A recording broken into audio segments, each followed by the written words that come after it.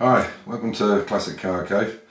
I'm just putting up a video showing what the garage looks like now that the XK body and XK chassis and the jig is out. There's obviously a lot more room. So what we're going to do, Amir and his wife are off for time off at the moment. They're back next week. And we're going to really polish this floor up, bring it back to the way it was when we first did it about 15 years ago. It's a special epoxy resin they put on it. Extremely hard. We've dropped all kinds of things on it and it's still good. But I've got a Karka floor polisher and we'll clean it out, make it look nice and keep it now just for the cars to be stored and enjoy a little bit of a boys club area. And then I'll just use the main service area where the four-poster ramp is for any maintenance work, and any heavy welding or cutting we'll do down in the lower garages. So fortunately this is Friday the, Friday the 25th, and I got a email today from the guy that has my Mini Cooper, the beige Mini Cooper that you probably haven't seen for some period of time. He's had it for over 7 months. Anyway, he sent me an email today saying that it's gone through the turf, the paperwork will be ready. I could pick the car up now, but I won't. I'll pick it up once he's got the paperwork back in 2 or 3 weeks' time, and then we can pay any small taxes there is to be paid in Austria and actually get it on the road, and I can actually enjoy it 2 years after it was finished. I'll go into details on it once I actually get the paperwork in my hand, as I don't want to query my pitch, as it were. But yeah, 7 months it's taken to get all the paperwork and details and engineering reports and all kinds of stuff. It's a real faff in Austria to get these things. And to be honest, it's the last time I'll ever take a vehicle on that hasn't got an Austrian registration beforehand. It just is not worth it, and there's an awful lot of money involved in it as well. Anyway, this is just a quick video showing what the garage looks like now and some other bits and pieces that I'm doing while the XK's away. That should be coming up in the next few weeks. We should be going back down probably in the next 2 weeks or so, possibly 3. We'll be going back up to Hungary. I keep saying down, it's actually up from where we live.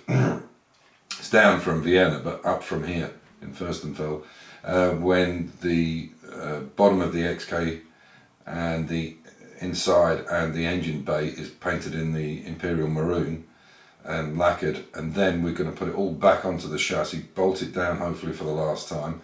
We'll go down a day earlier because there's some things we need to do on the chassis. We need to put some drumming, it's a roll of drumming tape that goes all on the chassis so that the body doesn't drum on it. So that's all going to be put in place and glued, and also on the tank, the new aluminium fuel tank as well. So that's all coming up in the next few weeks, but I've got some little projects to do. I hope you'll join us. Yeah, and it's just some content of things that we do apart from cars. Anyway, take care. Thank you for watching in. Bye for now. So as you can see, the garage is quite empty now. The XK's gone and the jig and the chassis. Basically just the E-Type and the Track Mini here. So this floor is actually resin, and it was done around 15 years ago. And obviously we've been having the black matting on it while we've been welding and painting and stuff like that. I have a special machine to clean it. Not the Karka washer, but a polisher there, which is Karka as well, I think. Karcher. Yeah, so what we're going to do now is have a massive clean out. Once Amir and Refka get back from their time off, we're going to have a huge clean out, and we're going to polish this floor so it looks like I don't know, so it looks like glass. And we won't be doing any painting up here ever again. The overspray is just terrible, it just kills everything. So some of the projects coming up is that pool table that I got for free. That's going to need new bays on it, and we're going to basically set it up here where these rubber matting is that go together. And move a lot of the stuff out. So we'll basically be moving that guillotine will go down to the bottom. This lathe will go, this English wheel, and this may stay or it may not. It's actually a distributor checker, and you can also put alternators or dynamos onto this piece as well and check it. And the bit sticking out to the right there's got rods on it, so you can do from 4, 6, 8 and 12 cylinder vehicles. and the sparks will jump across, obviously, and you can check your distributor dwell and all kinds of stuff. So you basically take the distributor out of the car and put it into this hole here where that silver knurling piece is, and it spins it up to speed so you can put maximum speed on it lower. It does actually work, strangely enough. But I've got somebody that is quite interested in having it off me for a trade, not for money. So yeah, so what we'll do is move all this stuff, all the welding gear, we'll move everything down to the bottom. I will be keeping the benches here, so the idea is only to keep this side here where the four-poster is as a service area for maintaining the cars and for working on them. And this side here will be just cars that are finished, and as I say, if they needed any repair work, then we'll take them around the other side and do it. But I want to keep this side really nice and clean, and there's a little bit of a, I don't know, boys' room, you know, because we've got the mini bar there in the corner, which has actually got a fridge inside it, but as you see, you can't get to it at the moment. So I've got a football table, or fussball as they call it, you know, table football, and a table tennis table which we would put up and down as we wanted to use it. So the idea is to keep the nice cars all clean up here, or covered up, whatever, but no spraying or painting. If we're going to do any welding or anything else, we'll do it here, but certainly no painting up here anymore. And yeah, that's the plan. Obviously all this stuff that's in along here is all for the XK, so this is going to be moving down into that area there where the track mini is, because we're starting to put the stuff on hopefully in the next few months, and hopefully take this out for a jaunt as well. Now we've got the oil cooler pipe. As I said, this was the problem here. It seems to be okay now. There's no leaks, no drips from it, and we'll put this carbon fibre front back on it. Well, spanner it all up, put the carbon fibre front on, and we'll take it out for a spin probably in the next few weeks. So, and hopefully they will keep cooler when we're on the long tracks like Pannonia Ring. It will keep the oil cool enough to stop any overheating issues. So that's the plan for the future. As I said, this side will stay exactly as it is, with all the roller cabinets, toolboxes, all that kind of stuff. And the other side will be sheer cars that are finished, and a bit of a boys' club area, as I said, with a pool table and table football and whatever. So there we go. And I have to get this re-registered for the road this year, so it needs a new pickle, which is like your MOT.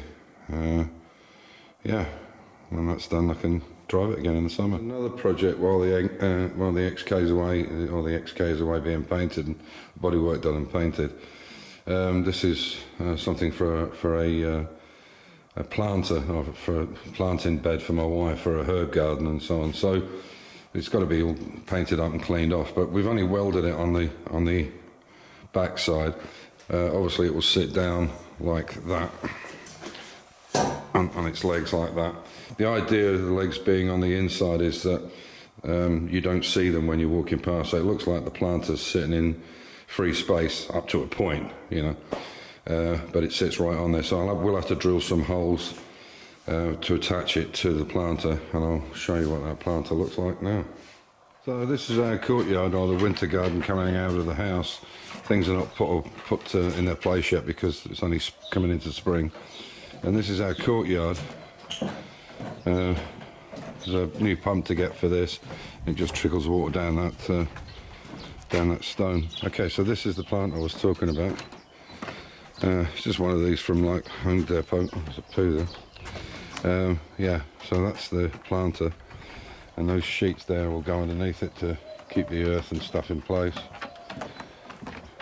So, and that will be like a herb garden in there. It's going to sit in here somewhere squared up, but it's to do all the herbs and things and keep them in one place.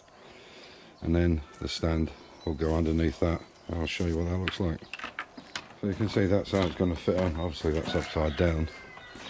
So those two sheets there will go on top of the metal when it's the other way up, and then the planter.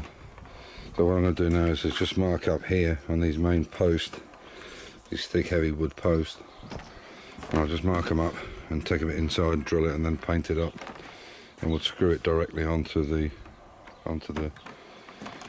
planter. So that'll be another project done.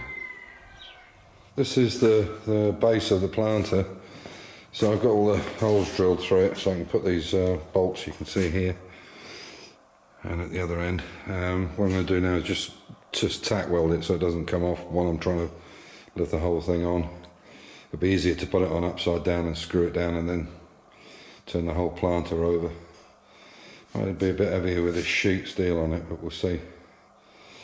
So what I'll do is I'll just tack it in a few places.